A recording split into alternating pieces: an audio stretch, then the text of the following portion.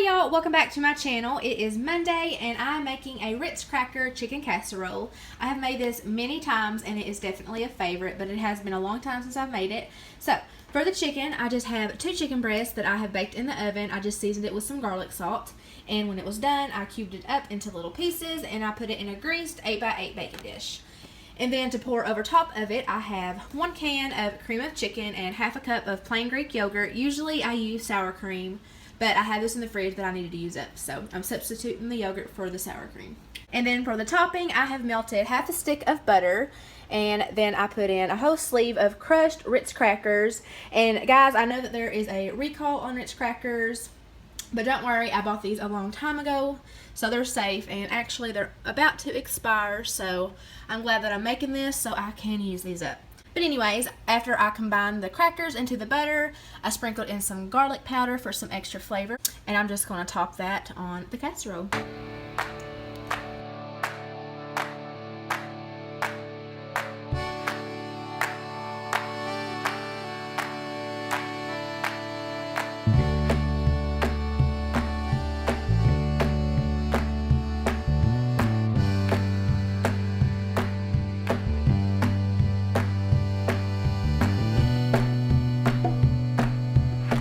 I topped mine with lots of black pepper. I love pepper on about everything, and I served it with a side of corn. I was going to use fresh, but Kroger was completely out, so I just used a can, but this was delicious. On Tuesday, I had planned a whole different meal, but we had a lot of leftovers left from the night before, so we just finished those off, and I'm going to move the meal that I was going to make today to next week. Here, I'm about to marinate some teriyaki pork chops. I made this recipe once before and we really liked it. So in this little bowl, I have already whisked together all the ingredients. So it's just some Trop 50 orange juice, rice vinegar, low sodium soy sauce, brown sugar, onion and garlic powder, and some ground ginger. So I just trimmed all the fat off of those pork chops. I put them in this bag and I just poured the marinade over top of it and I let it sit in the fridge for a few hours. So here they are after they have marinated. I took all the leftover marinade and I poured it into this little saucepan and I let that come up to a boil.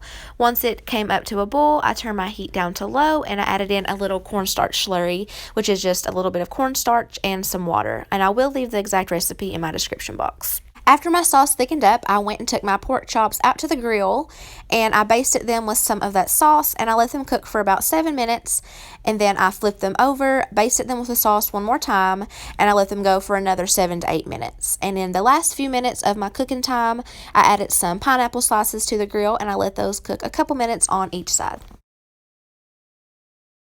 I served this over a bed of basmati rice. I'm just using the little pouch of Uncle Ben's microwave rice, and that was our dinner for Wednesday.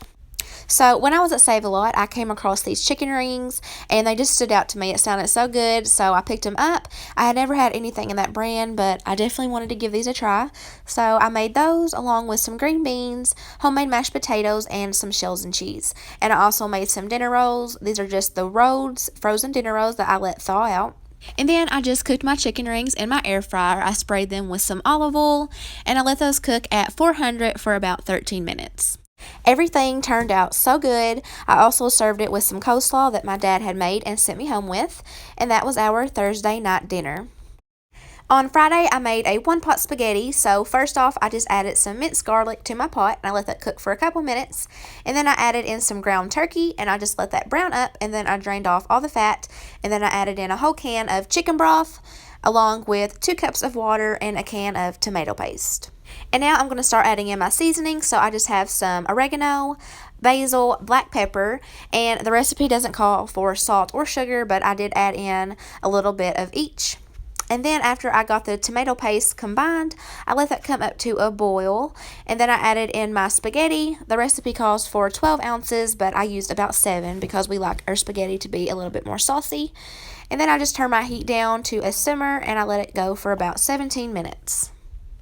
I topped the spaghetti with some fresh Parmesan cheese that I just grated over the top, and I also served it with some garlic bread. This was good, but I feel like it was missing something. Last time I made it, I used ground beef, and I liked it a lot better, so I don't know, but the kids cleaned their plates. On Saturday, I made a chicken Alfredo pizza. If you watched my stromboli video, you saw me make some homemade pizza dough, and I froze the other half, so that's what I'm using here. So I just spread that out, and then I put some Prego Alfredo sauce on top.